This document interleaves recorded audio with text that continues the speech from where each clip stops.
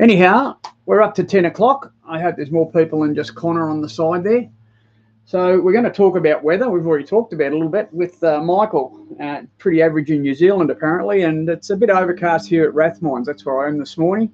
I'm tied up to a mooring. It's a great spot. I can just take the dinghy over to a little jetty that they've built here. It's an old seaplane boat, actually, and the jetty is great because you can tie your dinghy up there, and it's probably about a 1K walk to town. So it's and they've got an IGA coffee shop, which is very much needed.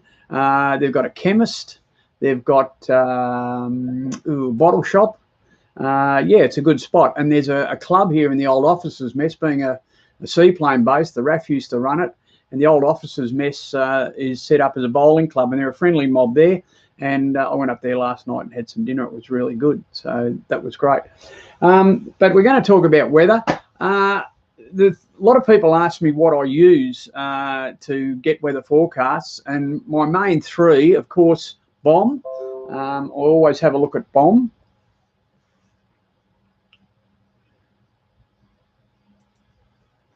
There you going, David. Yeah, I always look at BOM, but also I use Windy. It used to be called Windy TV or Windy TY, I think it was. They just call it Windy now. That's an animated app that gives you an animation of where you are and what the wind's going to be doing. That's quite handy to look at that in real time. And also Willy Weather. Willy Weather is another one that I get most of my information from. So it gives you a forecast for the wind out about 4 or 5 days. And it also, you can get tidal information and swell information off that as well. I think you can off all of them, but that's what I usually use when I'm looking at the weather for when I'm going to head off somewhere. I'll be here. I'm waiting for a parcel to come in. Actually, I'm going to talk about it later. We've got some merch happening on the channel. And I'll talk about that a bit later, but I'm waiting here for a parcel with a bit of the merch in it so that I can wear a bit while I'm filming and while I'm doing these live streams, I guess, but we'll talk about that later. So anyway, they're the three that I use for getting weather forecasts, and they're pretty accurate. I don't think they're usually, well, the direction of the wind is very accurate. Sometimes they can be a little bit out on the strength of the wind, but usually it's pretty good. So I'll go by them for most of my trip planning, and they don't often let you down.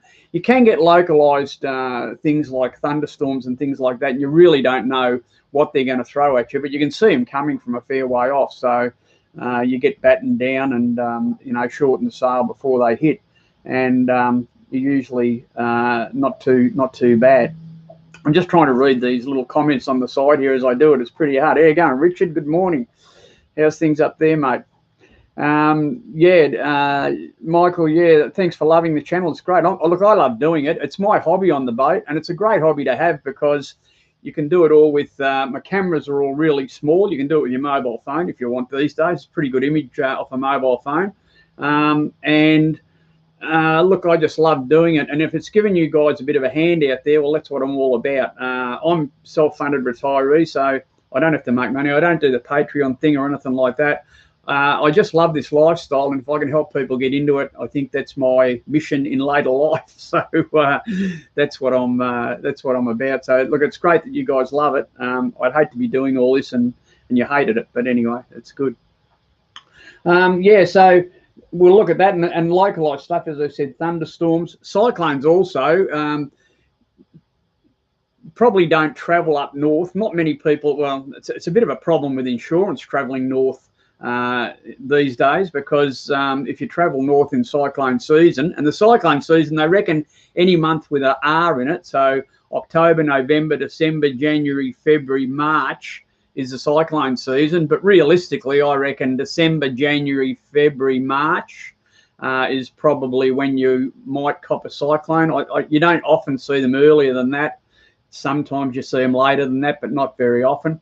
And if you're going to travel up above the Queensland border, then you've got to take cyclones into account. So you'd want to be aware of that, and be aware that your insurance might not cover you if you're travelling up there in cyclone season, so be careful of that.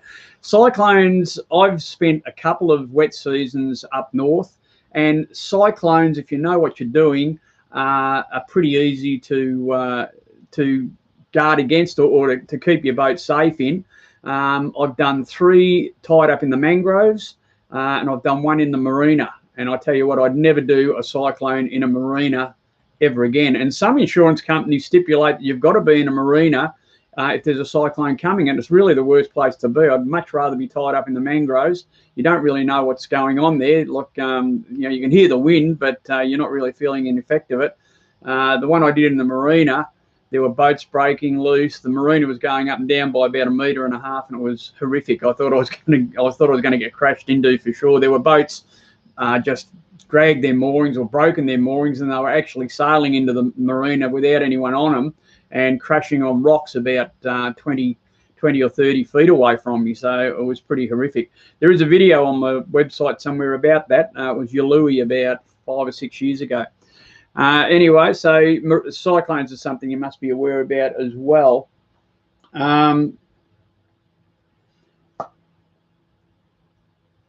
I guess as far as weather goes, I'm looking for wind in the direction I'm traveling. So if I'm heading south at the moment, I'm always looking for northerlies or anything further north than east. I'm heading a little bit west at the moment, so I can handle a bit of an easterly, put you on a bit of a reach with the headsail. But usually I'm looking for it from behind. And the thing with the weather is too, the wind's pretty fickle. And if you're heading south and you get a northerly wind, it's probably too straight on the stern, and then to set the sail, you might have to veer off a bit because the sail won't stay full. It'll back wind all the time if the wind's too close to right behind you. So if you can get it, you know, somewhere abaft the beam, but not really dead astern, that's the best sort of wind I like. And about 10 to 15 knots. I'll handle 20 and 25. The boat will handle 25 to 30, but probably I'd be furling the sail if it was up around there and just doing a bit of surfing on it. There you go, Peter. Alice Springs. Wow. Not too much sailing being done out there, but good morning. Another Pete, Peter Lee. How you going, Pete? I'm just trying to read these things on the side. It's hard work. Yeah, but anyway, getting the wind right is quite difficult. And my whole look at it, I wait till the weather, I've got wind heading in my direction. So if I'm heading south at the moment, I'm looking for a bit of northerly, about, as I said, about 15 to 20 knots.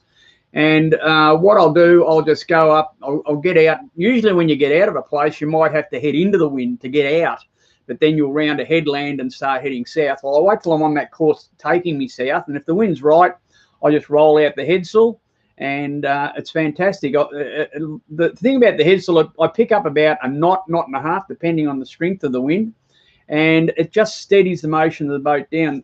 Catamarans, I think, are pretty stiff. They roll off a wave and they come back pretty quick. But when you get the headsail out, it holds you on that little bit of an angle, and it really takes the whippy motion out of the boat, and it's a lot more pleasant to be on with the headsail deployed. And of course it gives me something to bug around with. I'm out there trimming it and trying to get the best out of it all the time. So I think it's a pretty good setup. It's something that's evolved on the boat. I didn't have a mast on it when I built it, but it's something that I've done, and now I wouldn't be without it. Okay, John and Jan and Jenny. Oh, how you going, guys? I met up with Jan and John in Harvey, in Nelson Bay, and they put me on the wireless, if anyone listened to that. But they're in a caravan doing it, and they're looking at getting into a boat next year. So good on you for tuning in. And Donald, there you go, Browns Point, and also Lake Macquarie. I'm heading up to Marmont Point Marina later today. He wants to shout me a steak dinner. You don't have to do that, Don, but I'd love to catch up. We'll see how we go. All right, I shouldn't be reading all these things. So, yeah, getting that, that's how I do it. If the wind's not there, I've got a wind generator on the roof of the boat, and that is really my indicator for whether I'm going to get the sail out or not. I'll have a look at it, and that'll give me the direction the wind, well, the apparent direction of the wind to the boat, so I can see where the wind's coming from. And if the blades are turning, I'll know there's enough wind there to fill the sail. So I'll look at that, and if everything's right, I'll hook the sail out one side or the other, and then get on it. And I don't know how many times I've done it where I've unfurled the sail. I've had a look at the wind generator. Yep, that's good. You unfurl the sail, as soon as you do, the wind either dies or goes around to another direction. So my ethos in it is have a look at the wind generator, then go and make a cup of tea and come back. If the wind generator is still pointing in that direction, doing the same thing, then I might get the sail out, because yeah, it's pretty fluky sometimes, the wind. But anyway, when the wind isn't doing it for me, I'm still doing the 5.5 knots under motor, so it works it works pretty well. I'd love you to fit an AIS. Richard's saying he wants me to fit AIS. One day I will, Richard. It's just not on the bucket list at the moment, but I will have to put AIS on sometime. I use AIS on my phone. When I was coming across Stockton Bight, there was a lot of ships, and they were heading out of Newcastle and into Newcastle. And I've got an app on my phone where I've got their name and call sign, so at least I could call them up and ask them what was going on. Okay, I'm not going to answer that question, John. Thank you. The sail does have benefits, as I said, about 1.5 knots. So it really gives me around about 40 horsepower. My engines are rated at 40 horsepower. If I pull the sail out on the port side, I can shut the port side motor down and still do the same speed. So I guess the sail is giving me about 40 horsepower. I can do that if I want to extend my range a lot, because I halve my fuel consumption. But what I usually do is I run the motor slower now and just use the head sail to get my speed up to 6.5 or 7 knots. So that's pretty nice. I think 10 knots would be a great speed to do, but I don't mind my 6.5 and 7. The little motors in the boat are going pretty well, touch wood. So I'll just keep on running with them and using the sail. The other things about weather are swells and tides. You've got to take them into account, because it's amazing how different the sea state comes if you've got wind against tide situations, even out at sea. You'll experience that in amongst the Whitsundays, especially because all the islands tend to push the tides together and make them run quicker. And Whitsunday Passage, especially, if you get wind against the tide in Whitsunday Passage, it can be atrocious. Just metre high waves, and they're only about 1.5 metres, so it can be pretty ordinary in that sort of circumstance. So you want to take the tide into account, or the current. And heading south is always great, because we've got the East Australian current running down the coast. What I usually do when I'm heading south is get out pretty wide, get out over the 60 metre line, and you'll pick up the current, and it sets south. They reckon up to 4 knots. I don't think I've got that much out of it, but you usually get a couple, and it gives you a good lift. If you stay in close, it tends to back end you. I think what it does, it hits headlands and wraps back around and heads north again. So if you stay in close when you're heading south, you do lose a bit of speed, because you'll be pushing the current. But when you're coming north again, that's when you stay close to the land. Stay in close, and you usually pick up, not all the time, but you'll pick up that back eddy usually every time you pass a headland. So that gives you a bit of a lift as well. All right, has anyone got any questions on the weather, or before we move on to bars, has anyone got any questions on the weather or anything they'd like to ask? Because now's the time to do it. Pretty nice day here, a little bit overcast. I reckon it's going to be 34, so it's not too bad. Okay, I'm going to move on to bar crossings, and a lot of people have been, well, a lot of people I think are a little bit phased about crossing bars. And look, don't be. You've just got to get the weather right and get the time that you cross right.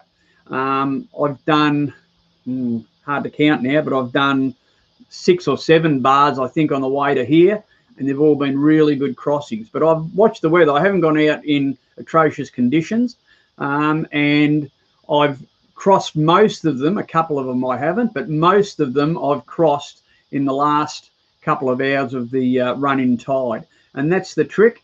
The air app I use. Melly boy, what is the name of the air app you use? I'm not sure what the air app is, guy, and mate, you'll have to just run that one past me again. Sailing vessel Eula.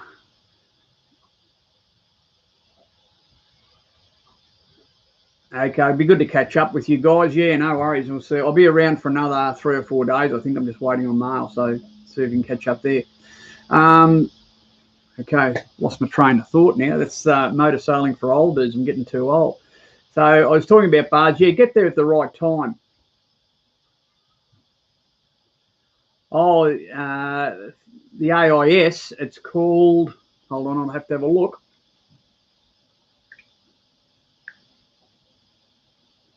Find Ship. It's called Find Ship.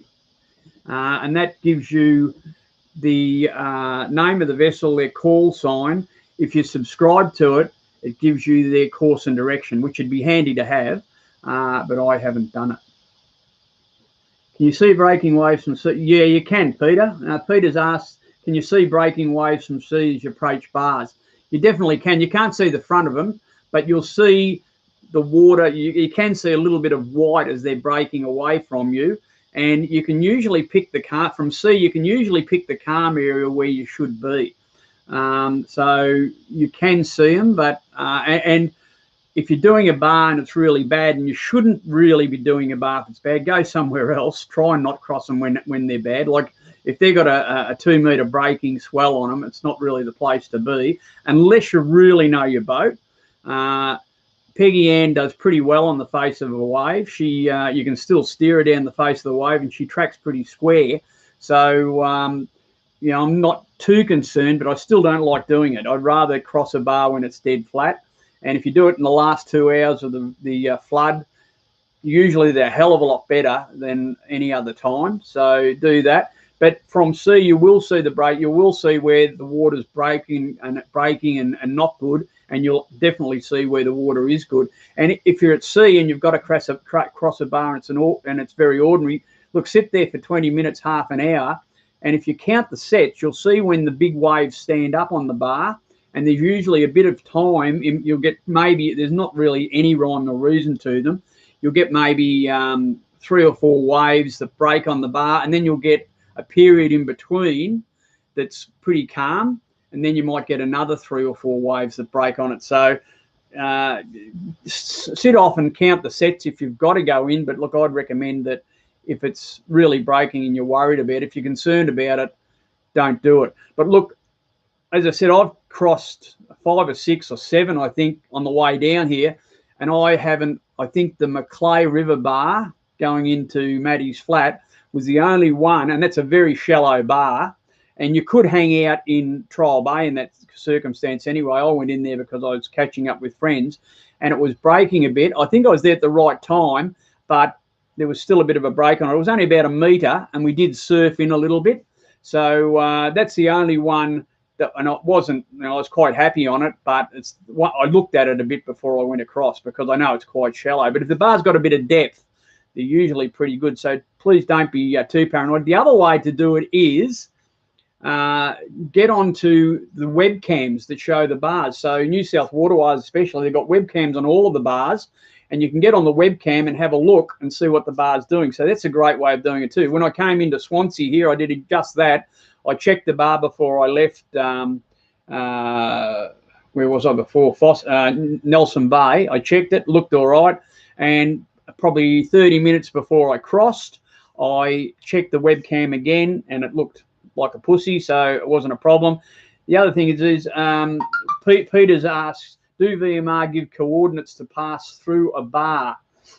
They do, Peter, in some places. Wide Bay Bar, which is the only real big bar they have on in Queensland waters, you contact Coast Guard Tin Can Bay, and they'll actually give you the coordinates to get across the bar. So I'll give you a starting coordinate, and I think there's 3 coordinates to get across Wide Bay. It's quite a complicated bar. You're on it for probably an hour, so it is quite a complicated bar. So, and it shifts around an awful lot every time I go up there, and I've probably been up there 3 or 4 times in the last 5 years.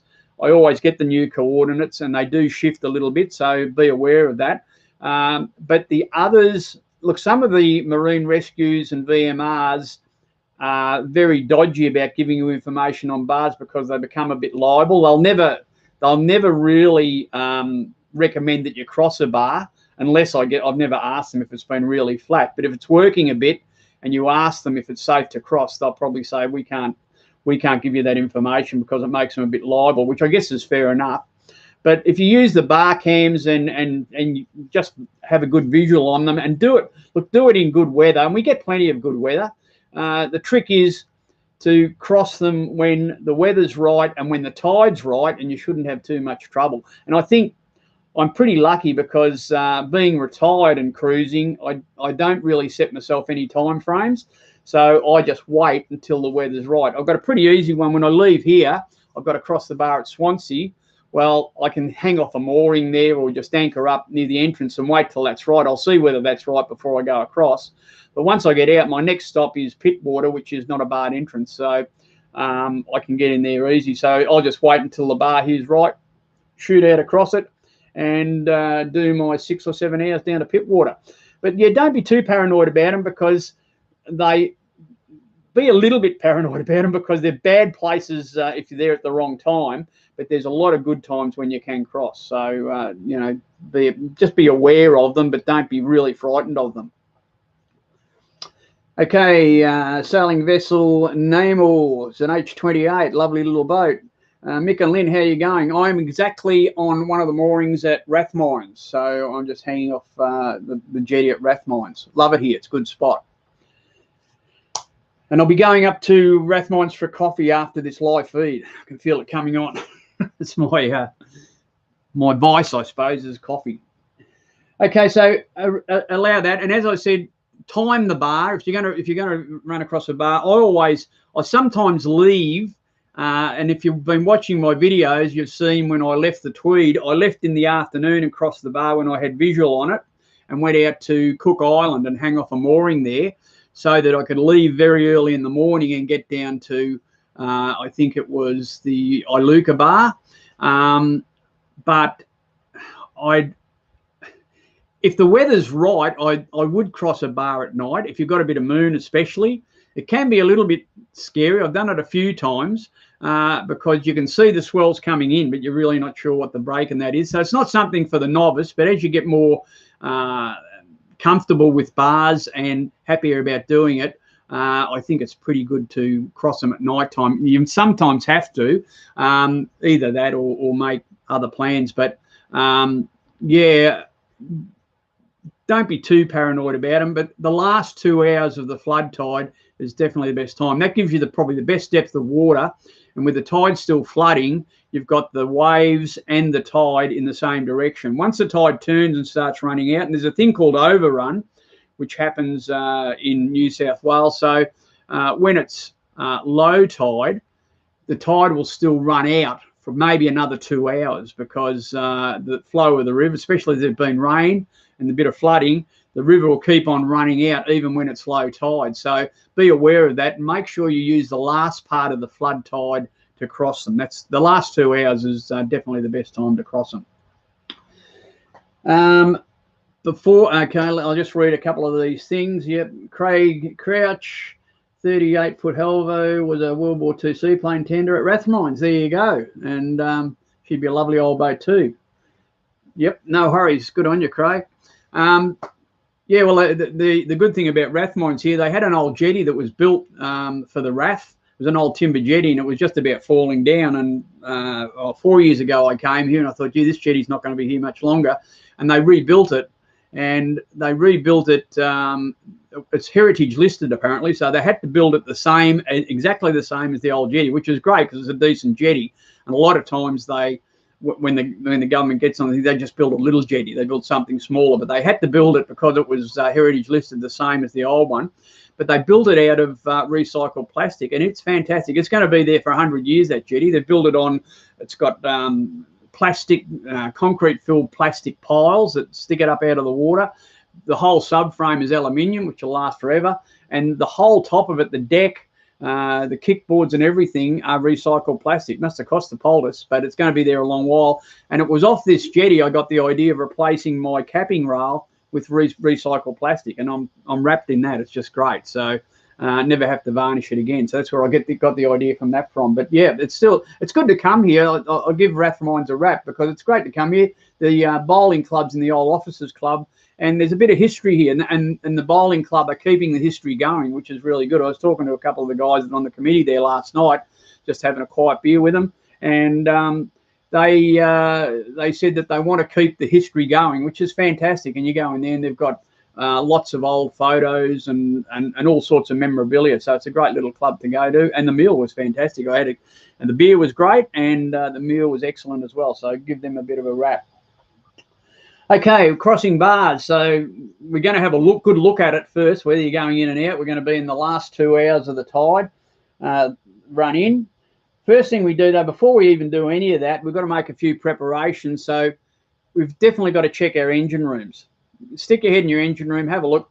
In Peggy-Anne, I like to keep the bilges dry all the time. After I've done a bit of a trip, if there's a little bit of water or something down in there, I'll get down and mop it up, and I'll keep the bilges dry for 2 reasons. A, I don't like the condensation. It sets up, rusting your motor. And the other thing is, if you keep your bilges dry, if you've got any fluid leaks, any water leaks or oil leaks, you can see them straight away. If you've got 2 inches of, or say 10 inches of water and a couple of inches of oil flowing around under your motor and your bilge, if you get a leak, you won't notice it. But by having your bilges dry, I think it's a great way of identifying any sort of problems you may have. So I'll get down. I've done a little video on it. I'm not sure if it's been posted yet. I think I'm working on it at the moment. But I'll just show you what I do when I go in and check my engine rooms. I virtually check my belt tensions, make sure they're right. I check my fluid levels, so the expansion bottle on the header tank. I check my oil levels, of course, in the motor. And don't just check the level. Have a look at the oil. Make sure it's nice and black. That you don't want any milky-looking oil there. If you've got a milky-looking oil, it indicates there's a bit of water in there. You might have a blown head gasket or something like that. It's going to let you down when you get out to sea. So look at the colour of your oil as well. And then your gearbox. Check your gearbox oil. Have a look at that. Make sure that's not milky. I've done that once a number of years ago. I fractured a pipe in my oil cooler for my gearbox and filled the gearbox up with water.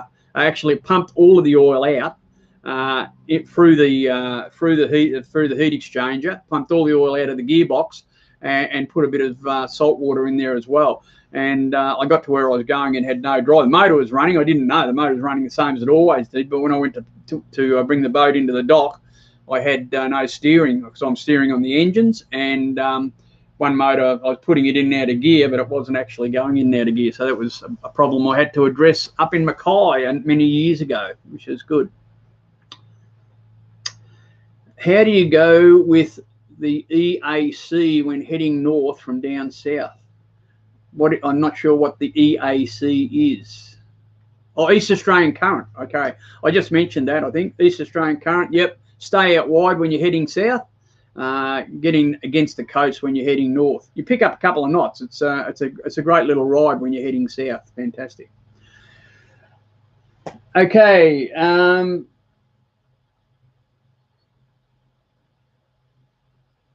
The other thing is when you're down your engine room, check for any fluid laying in the bilge. Just have a good check over your motors. You might notice something. You might notice a wire off or anything like that. Just have a good look and just see what's going on in your engine rooms.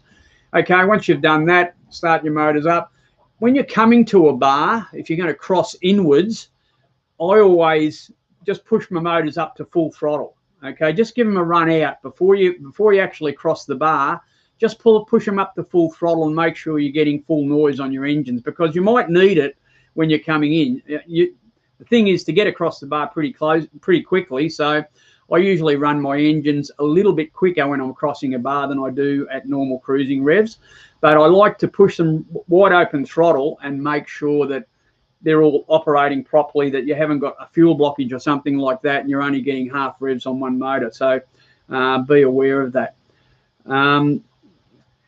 I've crossed a bar in really bad conditions only once. I was doing a delivery a lot of years ago. I was on a Riviera 38-foot Riv, 2 Volvo engines, and off Ballina we lost a motor. I won't go into it, but a hose had blown off in the engine room, and his bilge pumps had stopped working because it was an old boat and the wires had dropped off the bilge pump. So I lifted the engine hatch and the motors were half underwater, and what had stopped, one motor had stopped, and what had happened, a steel fuel drum was floating around on the water, broke the fuel bowl off the bulkhead.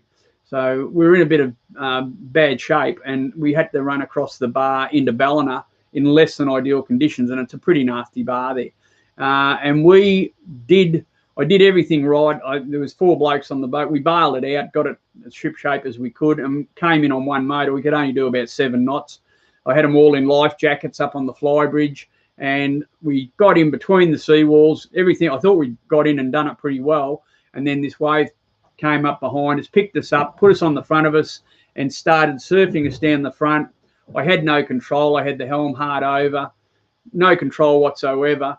And I don't know if I saved the boat and us, or if we were just lucky, because the boat started to broach, and it's a sickening feeling. She was burying the shoulder and starting to roll side on.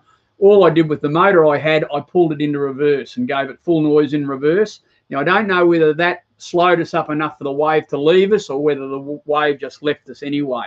But anyway, we popped up and we were in the river then, and we went up and addressed the problem we had. So that's the worst bar crossing I've done. And another one I've done, I got talked into crossing a bar at the wrong time. This is in my younger days, in another boat on the Tweed bar, and actually lost a window. So when those waves break over the front of you, there's plenty of power in them. So be aware of it. So I've had some experiences on bars that I'm not very proud of. And that was because I had someone wanting me to get to somewhere at a set time because his wife was picking us up and blah, blah, blah.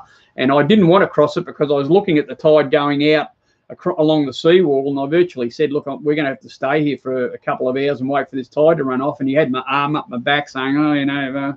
So we crossed, and it looked fantastic, but we crossed it. 2 of the biggest, greenest things you've ever seen in your life, dumped right on the foredeck of my old boat, and I lost a window. So be aware, they can be nasty places, but you don't have to do it like that. Having time is probably the best thing. Okay, so, hey, Norm, any advice if going out the bar against the tide in a sailboat if you're a bit under power? Yeah, just wait closer to the high tide, guys. You know, if you haven't got the power to do it, and you'll push 2 or 3 knots sometimes, if you're a bit underpowered, I'd just wait until the tide ran, but make sure it's still running in. It's only when the tide starts running out. Don't try and get that lift off the tide when you're going out, because that's when they get dangerous. Just wait till it's a bit closer to the top of the tide. Gives you a bit more clearance too. But yeah, that'd be the way to do it. I don't know. You see a lot of people sailing across bars, and I'm not big on it. It's just that there's plenty going on when you're doing a bar, and I don't want to be thinking about having to do something with a sail when I'm in that situation. So I always got my head so furled when I cross bars. But I have seen a lot of sailboats sail out across them. So I guess you can do it. Most of the bars will have lead lights across them. A lot of them on the New South Wales coast, and even the Wide Bay bar, if you can see it, they have what's called a high-intensity sectored light. And it's a very bright light. And as you're coming into the bar, now, before you get into the bar, have a look at Alan Lucas. His book's still pretty relevant. Old Alan's done a great job for the last 40 years. It's still the Bible on the coast. Have a look at his book. He'll probably have a line drawn to show you the best water to cross the bar on. Have a look on your chart plotter. They'll draw lines on them as well. You could contact VMR and ask for, the Marine Rescue Organisations, and ask for a bit of a direction, what sort of direction you'd want to get across. And the other thing is, if they've got lead lights, if you ask VMR, they'll say just get on the leads because the leads are there. So the leads are a sectored light. When you're on the leads, it'll be a very bright, probably flashing white light, pretty easy to see. Now, if you drift off course and you go too far to the starboard side, it'll turn green. It's green for starboard. So if it turns green, you've gone too far to starboard. This is when you're coming in, of course. If it turns red, you've drifted too far to port. So you just alter your course so you stay on that white flashing light. And that gives you a pretty good, at night time, it's a great thing because you can see them really easily in the dark. But during the day, you'll pick them up pretty well as well. If they don't have a high-intensity sectored light, a lot of bars have leads, which is a triangle, a high triangle, which is point down, and a low triangle, which is point up. And you just line those two triangles up, and that'll put you on the lead. So you steer until you get the triangles, or not, sometimes not a triangle, sometimes a red mark. At night, it can be a blue bar, but you just line the leads up, and that'll take you through the safe water across the bar. That's the best way to get across them. And on your charts, usually if your charts are updated, they'll have a line that's drawn on the chart that'll take across the bar as well. Be a little bit careful. I think Laurelton, the line on the chart was a little bit out on the lead, so just be a bit aware of that. It can change a bit, and bars do change a bit too. They're not a static thing. Most of them are pretty good, but some of them do move around a little bit. Wide Bay is a good example. That moves around a lot, and they change the coordinates quite a bit, so be aware of that. How you going, Steve? Good to see you there, mate. Okay, that's about it for bars and weather. Okay, before we get into any questions you guys might have, I've just got to give a little bit of a pump to my merch. I'll just grab this shirt.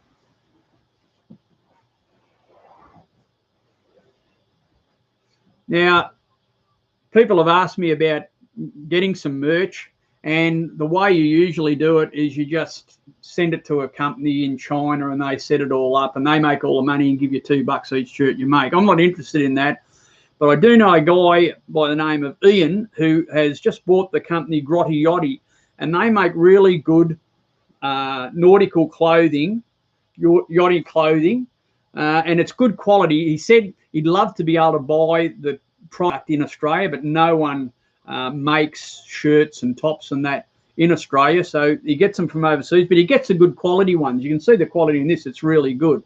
This is the one. So what he's done some artwork for me.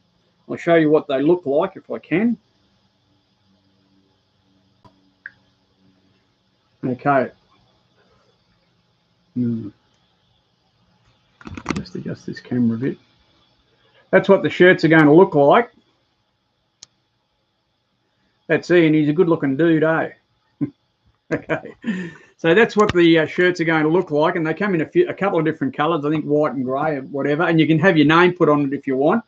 But I'm not interested in making any dollars. I'm just helping Ian out here. So what you need to do is go to his website. Now, I'll post that. I haven't got it yet, I don't think. But he's going to have a tab on his website. If you Google up Grotty Yachty Clothing, you'll probably find him. And I think there's a tab there where you can buy the Motor Sailing for Old E shirts. And you buy them through him. I don't make anything out of it. I'm not interested. I'm just giving him a bit of a hand. I'll get a couple of free shirts, and we'll plug in that way. But, yeah, look after Ian. He's a nice bloke, and he lives on a boat, and he's trying to get this little merchandise line off the ground. So give him a bit of a hand, and, yeah, maybe buy a shirt or two. It'd be fantastic. He'd be looking forward to sending your orders out. Okay, that's the plug for Ian, so that's well done. Okay, Wanji workers used to have a $5 big. I remember that. I remember the $5 big brekkie. That was fantastic. And I remember they used to have dinner at the Wanji Workers Club too, and you used to be able to go and get dinner. I think it was only $5 or $6. And if you took your plate up, you got your dinner plate up when you finished your main meal. If you took that up to the kitchen, they'd give you sweets as well. Fantastic. It's good. Yeah, and you used to be able to stay on that dock they had behind the Wanji Workers Club. I think it was $1 a night with power and water supplied, so it was pretty good. I do plan to slip down to Wanji and tie up on the new jetty they got down there, maybe tomorrow or something like that. Okay, anyone got any questions? I'm here to answer any questions. So shoot them at me, and I'll try and answer any questions you do have. Thanks, everyone, for coming on board this morning. We've had 38 people watching this. It's gone for 48 minutes. God, can I talk for that long? But look, if you've got any questions, it'd be a great thing. And something I'd like to know, would you like to do this a bit more regularly? I could do it maybe once a month. I don't think I want to do it every week, but once a month I could do it. What do you think? And what about the time? Does this time suit everyone, or would there be a better time you could do it? So have a think about that. But anyway, open to questions now. Yeah, SV Naima, I think, Naima. Remind everyone to buy Australian for Christmas. It's hard work, but worth it, for sure.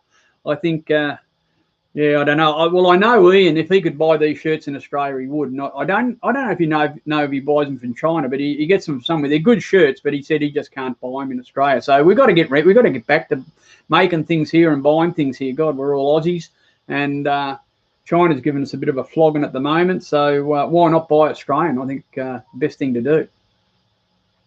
Any other questions there, guys?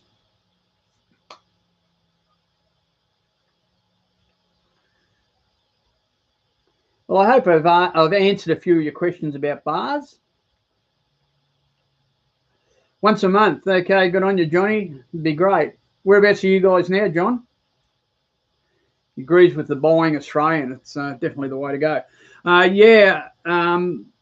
Well, I'll try and do this once a month. So what I need you to do, get on Facebook and give me some topics you want covered. I'd love to do things to help you out. So just give me any topics you want covered. Okay, Glenn Max just said, hey, Norm, we've just bought a sailboat and are in Perth. We plan to sail it around the top. Do you have any advice?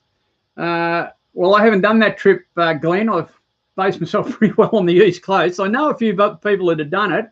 One guy who sailed all around on about a 34-foot boat, and he sailed north about, so he went anti-clockwise. He went up the top and then around and down the coast. He told me he'd rather do it the other way. If he did it again, he'd go across the Bight and up the West Australian coast. So I think you're probably going the right way. It's just that on that West Coast, there's a lot of nothing in between stops. So you should be pretty right. They do it. I haven't got any local knowledge on what the weather conditions are. There'd be a time of year when you should do it. And I suppose if you get a bit of offshore wind, that'd be great for sailing up that coast. But you'll be doing some pretty good trips. But yeah, look, love it. You'd love the Kimberley and all of that up there, and then across the Darwin. It's a great way of doing it. But yeah, good luck with it, mate. It's a big trip. My plan this year is to get down to Tassie and circumnavigate it. I've tried twice to get right round Tassie, and the weather hasn't let me. But I've been on a bit of a timeline on each occasion. So this time I'm going down with no ETAs or anything like that, and I'm going to try and get right around just the island, the little island. But the big island, don't know. I think I'm getting too old to do those big trips. But good luck with it anyway, Glenn. Okay. Broadwater, well done. Looking at boats, John. The Noosa Bar, yes, I have a couple of times, Craig, and it's really, once you get in there, it's fantastic. The way I did the Noosa Bar, I sat off. It was really good conditions. You have to have the conditions really right. It was flat, and I just watched the boats coming in and out for half an hour. I anchored up off the bar, and I sat there and waited for about an hour, and I just watched where all the boats were travelling in and out, and then I had a pretty good idea of what the leads, because there's no leads on the Noosa Bar. I think it moves around too much. But if you sit there and it's a good day, there will be boats going in and out, and you can just see where the track is. So I've done that. And once you get in, Noosa's a great spot. I loved it. But I haven't been in there for the last 5 or 6 years, I don't think, but I have been across it a couple of times. Peter, Tassie to the Whitsundays, 15 weeks. Looking for easy, fair weather passages. Is that feasible? Sure. I've done Lakes Entrance to the Whitsundays in 10 days on a delivery trip. You don't get good weather all the time when you're doing delivery trips, and that was on a power boat that was probably 18 knots over the ground. So, but 3 months, not a problem, Peter. You should be able to do that okay. You're trying to get back as well. I don't know if that's feasible, but you might want to get up there and spend a bit of time. I know there's a lot of Taswegians that go up there every year. There's 3 or 4 boats that I know, and they leave Tassie. Well, they haven't this year because of COVID, but they leave Tassie around about January, February, travel up, and they do usually to Bass Strait in autumn when it's the best time to do that, and then travel up to the Whitsundays, have a good time up there, and then head back again when it starts to get a bit warmer. So definitely doable in that time, mate. Not a problem. Okay. Okay, once a month. Thanks, Naima. It's great. Kyle Leder, good to see you there, guys. Thanks for Truic series. Looking forward to following your southerly travels. Enjoy your navigation tips. Okay, no worries, guys. Look, I hope it's helping you out. I hope maybe I've put to sleep a few of the dramas some of you think you're going to have on bars, because look, if you do them in the right weather and at the right time, they're not that bad. Internet is just the phone. Yeah, look, Larry, he said, what do you use for internet, phone, and how is it? I just use my phone. I used to have a wireless modem that I paid, I think it was $50 a month. And it probably wasn't a bad option, the wireless modem, because I could plug it in. I've got a 9 decibel aerial on the top of my mast that really helps the phone. And that used to plug into the wireless modem. But I was talked into just using my phone with a hotspot last time I bought a phone. And that's good, but it doesn't have any capability to hook up to the aerial on the top of the mast. So I probably could take my SIM card out if I had to and put it in the wireless modem and run it that way.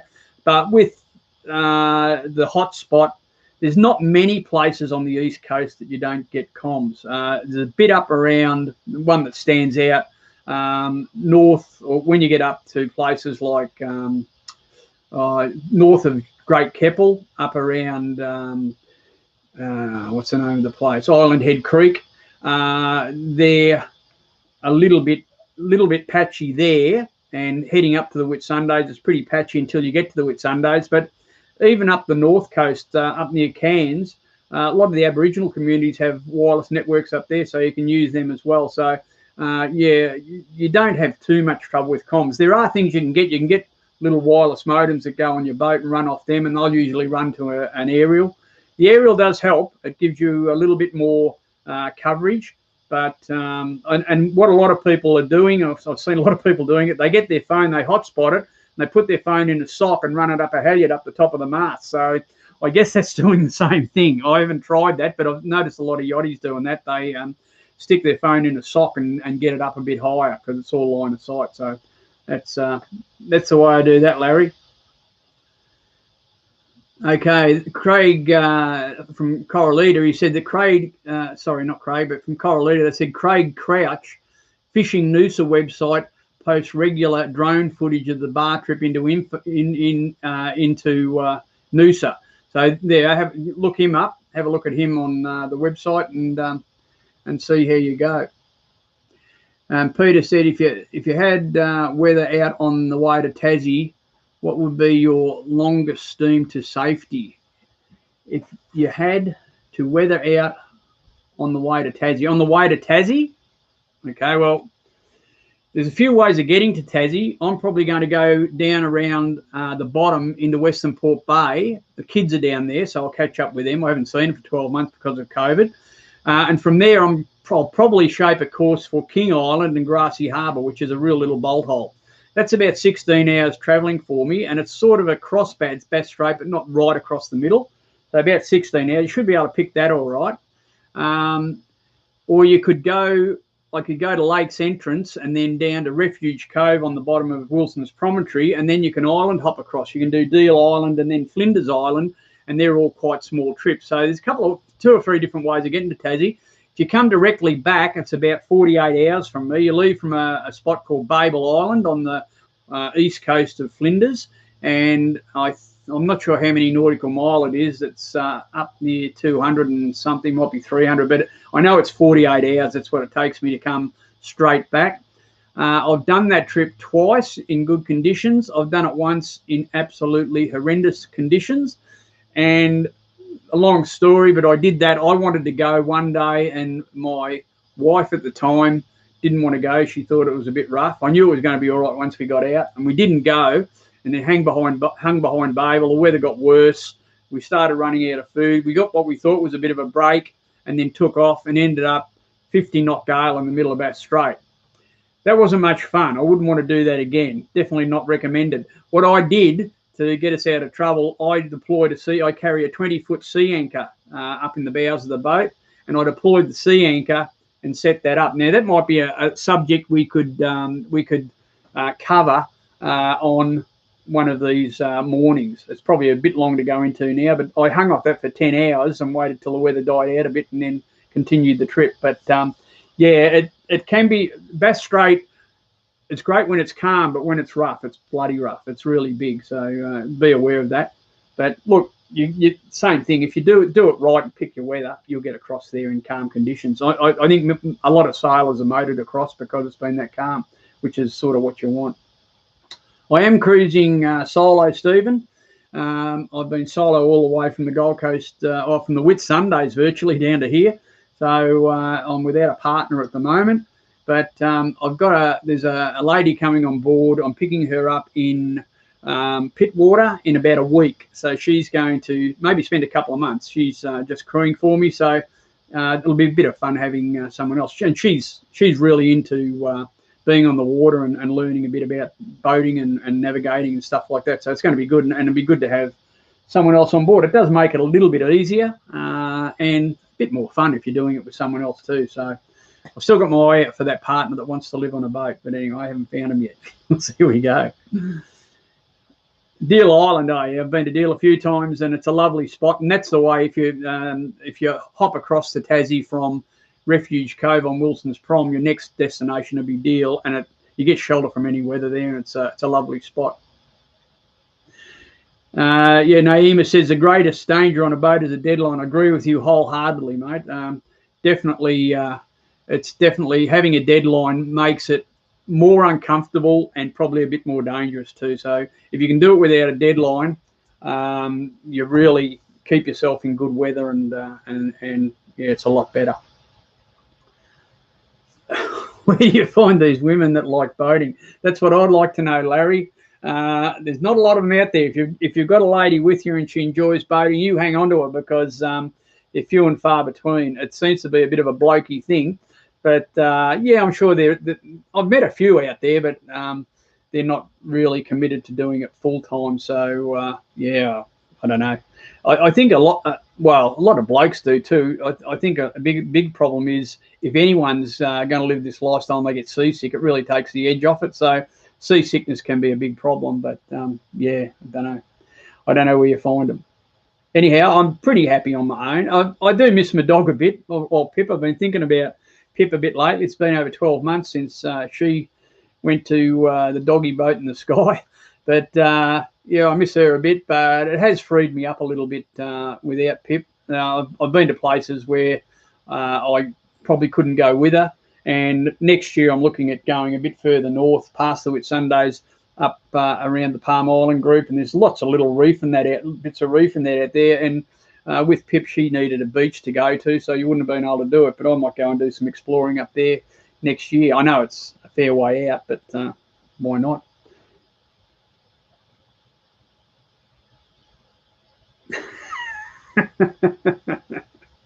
Richard said there was a really drunk one of those women at Southport Surf Club yesterday.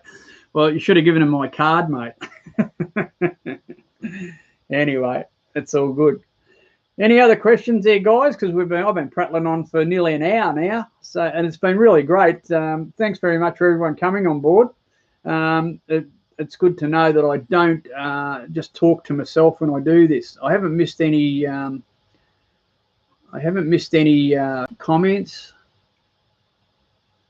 I don't think.